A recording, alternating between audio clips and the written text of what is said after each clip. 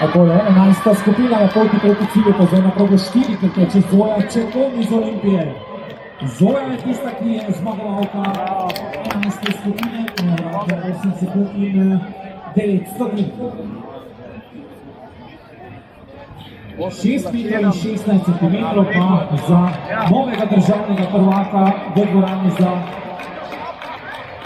2026. Takole, 11. skupina na poti proti cilju, pa zdaj na progo 4 krkeči Zoja Čepon iz Olimpije. Zoja je tista, ki je zmagovalka 11. skupine, 8 sekund in 900 dni.